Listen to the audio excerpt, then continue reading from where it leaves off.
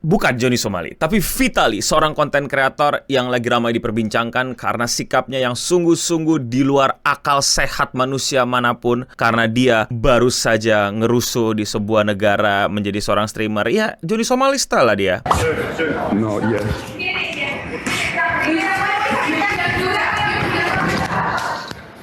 Dan kerusuhannya dia ini bener-bener beyond banget. Yes, di salah satu aksinya dia melakukan kebut-kebutan. Nggak kebut-kebutan sih, intinya reckless gitu loh. Nyetirnya berbahaya dan mencederai dan menyelakai orang lain di situ.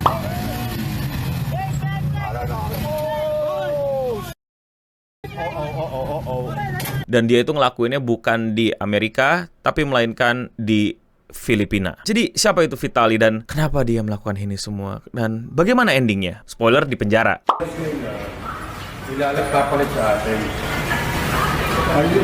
Tapi apa aja yang bikin dia masuk penjara?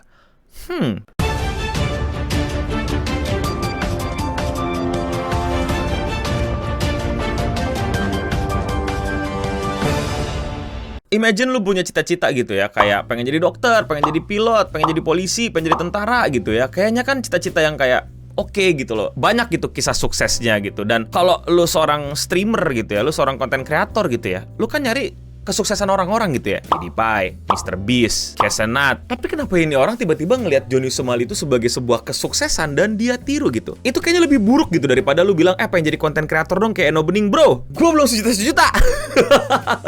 Kok cita-cita lu jadi gua, aneh lu. Well, itu cita-cita lu, suka-suka lu. Tapi please jangan jadi Johnny Somali. Dan ada orang tua ya, yang umurnya juga kayaknya udah mau nyentuh 40 kayak gua. Dan dia itu tuh kayak, oh angan-angan gua gitu ya. Gua melihat kesuksesan Johnny Somali. Kayaknya gua pengen nih jadi Johnny Somali. What? I'm gonna rob you if you keep walking away. I want to give you money. No, okay. Okay, because you got a COVID mask, you liberal. Go get your vaccine. Yes, klip yang tadi kalian lihat itu adalah dia tiba-tiba pengen kayak, bukan pengen, kayak bercanda atau gimana intinya. Ya kita tahu lah mereka bercanda gitu loh, pengen klip farming dan lain-lain. Tapi kan mengancam gitu loh. Ada ibu-ibu lewat yang bilang kayak, gue bakal malingin lu gitu. Kayak, hah? Apaan sih? Tahu-tahu di negara orang. Dan ini semua terjadi dalam, 2 atau 3 hari sih. Tapi yang akan ditunjukin berikutnya adalah kejadian sehariannya dia ngeklip farming atau streaming dan melakukan tindakan-tindakan yang sangat-sangat di luar. Dan jangan tanya gitu kenapa dia bisa ditangkap. Karena dia bener-bener ngelakuin tindakan kriminal. Bukan cuman ngerusuh doang. Bukan cuman rame online doang. Dia literally kriminal. Sir, I have a question. I have a very important question for you. Can I shove this up your... What? Kayaknya gue gak perlu jelasin ya apa yang tadi gue sensor gitu. Karena buat aman videonya jadi perlu gue sensor. Dan lu tinggal membayangkan gitu, kira-kira kalau ada pisang dan ngomong sama sesama cowok gitu, kira-kira bercandaannya apa gitu sama pisang tersebut. Yes, you guessed it right. Dia nanya gitu ke petugas keamanan. Kenapa gue sebut petugas keamanan? Sorry kalau misalnya gue salah, teman-teman yang mungkin ngerti Thailand mungkin bisa bantu koreksi gue di kolom komentar di bawah. Tapi itu petugas keamanan. Mungkin sama kayak satpam, tapi gue gak tahu apakah bisa disamakan sama satpam ya. Tapi yang pasti adalah bukan polisi tapi bertugas menjaga keamanan. Dan dia nanyain itu ke beliau. Mentang-mentang beliau mungkin bahasa Inggrisnya kurang atau gimana, tapi Filipina gue rasa Inggrisnya lumayan semua ya, karena mereka kayak Malaysia gitu menurut gue ya. Dia bisa ada bahasa Tagalognya tapi juga sering juga ngomong bahasa Inggris di lingkungan mereka gitu. Ya walaupun utamanya Tagalog gitu. Tapi tetap aja kayak, apaan sih? Hulihin mo, kuya.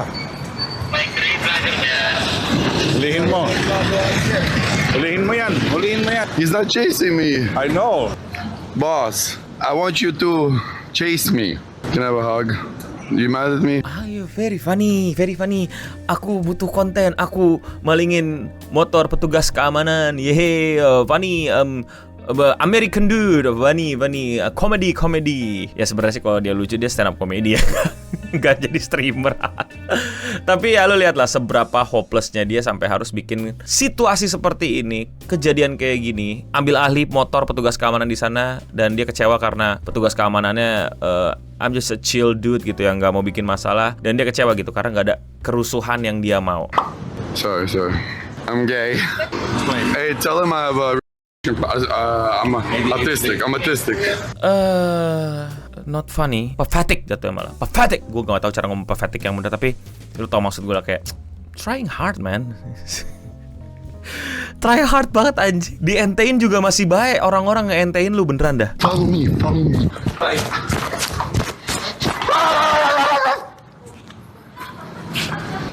Iya, dia ngelakuin itu. Dia gue ISO speed, gue bisa gonggong orang gitu ya, dan orang bakal ketawa dan seru gitu, malah mau ngonten sama gue. You're not that famous, dude.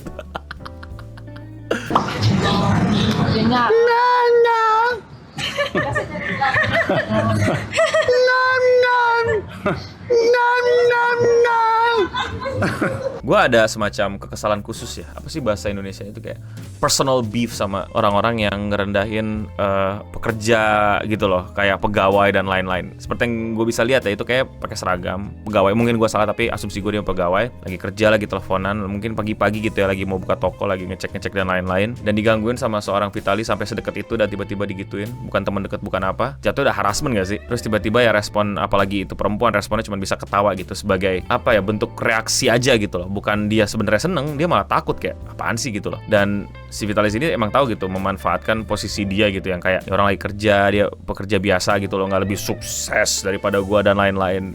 In fact sebenarnya dia yang lagi bangkrut-bangkrutnya. Kayak nggak tahu, hati gue tuh selalu nggak suka gitu orang yang ganggu petugas gitu loh, kayak pegawai gitu, kayak makanya gue nggak bisa lucuin gitu, kayak. I have a question for you. Can I give you a kiss? No, I have a question for you. Ya, dia mau cium petugas keamanan di sana, terus malingin topinya, terus lari gitu. Lagi-lagi, my personal hatred towards orang yang gangguin petugas pegawai gitu loh. Dan kalau lo tadi lihat dia senyum, lagi-lagi belum tentu dia bahagia, belum tentu dia pengen kerjaan itu adalah bentuk safety dia gitu loh. Apakah ini bagian dari ini, bagian itu, dan gue harus senyum mungkin biar gue nggak kenapa-napa dan lain-lain. You know what I mean lah. Mungkin lo pada yang udah kerja pasti ngerti maksud gue gitu. Kadang-kadang tuh kita merespon segala sesuatu ya. Kenapa gue ngomong kita? Karena gue pernah kerja kayak gitu. Kita senyum dulu karena itu yang paling aman gitu. Kalau reaksi kita ternyata tidak disukai oleh pihak yang lain. Dan dalam hal ini ya, ini orang manfaatin gitu loh, manfaatin banget orang-orang yang kelas pekerja kayak gini untuk di clip farmingin kayak gini lah. No? What are you gonna do? Hello. Hello. Hello. Papa, paparazzi, you are best in class. On a paparazzi. Paparazzi. Sumpah gak jelas banget mau ngapain sih nih orang, anjir. Maksudnya tryhard banget gitu loh buat trafficnya rame, buat jadi pusat pembicaraan, bisa terkenal dan lain-lain. Ini orang tryhard banget anjir, sumpah dah. Ngeselin udah. They won't recognize me. They're gonna call mall security with that one. It's fine. I look like a different person. They're gonna call security because you got that.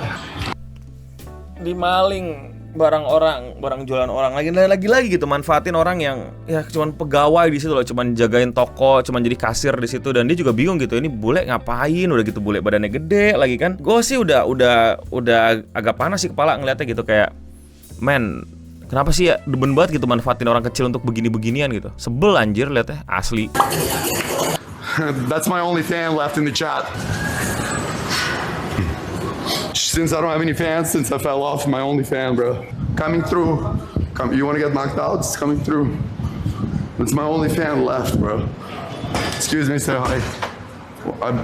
I buy this from the store. Shangri-La po ito. Ya, dia ngambil kipas dari restoran.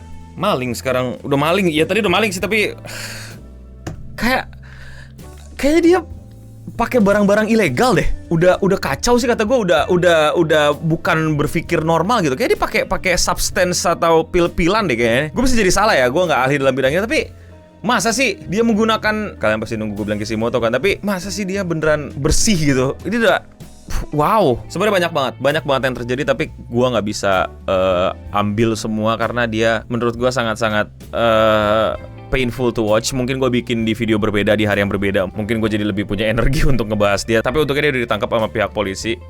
Cuman butuh beberapa hari gitu loh dari dia bikin kerusuhan-kerusuhan, entah yang pas di sini atau di hari-hari berbeda ya. Tapi kayak gue cuma ceritain hari pertama dia doang deh. Dan ya tentu aja ini adalah sikap yang sangat-sangat nggak baik gitu, dan apa ya, nyebelin gitu. Dan ini bukan pertama kalinya. Dia ini tuh dulu tuh prankster gitu loh, prankster yang bikin konten entah fake entah bener gitu, terus ngerusuh dan ngerugiin orang. Dan dia tuh terakhir tuh udah masuk penjara kalau nggak salah. Dia tuh dulu tuh pernah, gue lupa itu buat konten atau tiba-tiba random ada cewek lagi jogging, tau tuh dipukulin sama dia. Random aja gitu, kayak apa urusannya gitu, tiba-tiba ada cewek dipukulin anjir, lagi lari pagi gitu. Kayak memang nih orang ada kesalahan sih sama otak dia gitu, atau ya tadi gue bilang ada pengaruh obat-obatan yang terlarang mungkin. Dan dari sini sebenarnya tuh poin gue balik ke bagaimana orang-orang Amerika ini melihat negara-negara di bawah dia itu sebagai apa ya, negara yang inferior gitu. Dan memang benar, gue nggak tutup mata bagaimana beberapa dari orang-orang sekitar kita gitu merasa inferior gitu di tengah bule-bule. Walaupun gue nggak tutup mata ya, ada beberapa di antara kiri kanan kita mungkin yang emang inferior gitu. Cuman kayak lu lihat ya bagaimana dia berani ngelakuin ini tuh cuman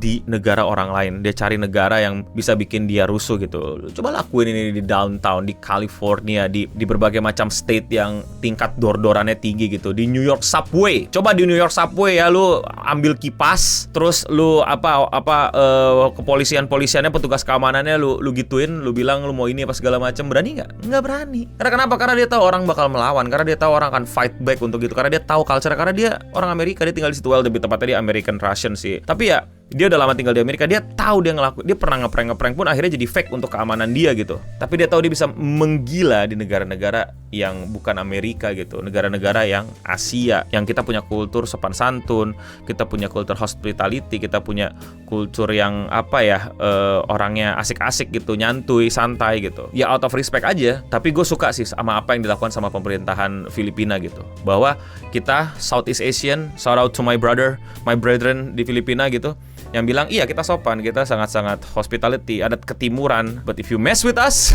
tangkap polisi. Dan kabar yang gue denger kayaknya bakal bernasib sama kayak Joni Somali, yang dimana kalau kalian tahu beberapa negara prosedurnya itu kalau misalnya lu orang warga negara asing rusuh di negara itu dan kerusuhannya mungkin bukan level yang mungkin kriminal kelas kakap gitu, bakal dideportasi gitu biar selesai urusan, biar cepat karena nggak mau ribet. Tapi Filipina, my bro in Southeast Asia, teman-teman Dota 2 gue proud of you bahwa lu tahan dia dan nggak mau dideportasi, mau diurus secara hukum di Filipina itu sendiri. Dan yang paling makin ngeselinnya adalah orang ini masih merasa dia aman ya.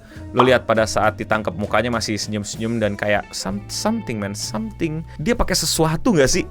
Iya nggak sih? Tapi tetap ya, jauhin narkoboy, mau dia pakai apa enggak. Semoga pemerintahan Filipina benar-benar menindak tegas dan memberikan hukuman yang jelas. Dan mungkin kalau ada waktu gue akan update Vitaly ada apa dan bagaimana pemerintahan Filipina menindakinya. Atau mungkin kalian bisa gue bikinin video lebih mengenal Vitaly itu kayak gimana. Karena dulu juga dia kacau balau banget kalau lu nontonin YouTube era-era dia gitu, era-era prankster. Tapi kalau menurut kalian bagaimana? Menurut gue sih lebih parah daripada Joni Somali ya, in a way. Karena gimana ya? Ya Joni Somali tetap salah. Cuman ini bakal jadi the new standard yang chaos ya, karena gue ngeliatnya chaos banget. Bro berpikir dia ISO speed gitu. No. Kalau kalian suka sama konten kayak gini dan kalian mau support gue, lakuin dengan sesimpel klik tombol subscribe. Dan ya, sekian seputar untuk episode kali ini. Gue Noboding pamit undur diri, dan untuk kita semua stay clean and jangan in real live stream dan jangan kayak gini. Please, boleh nggak?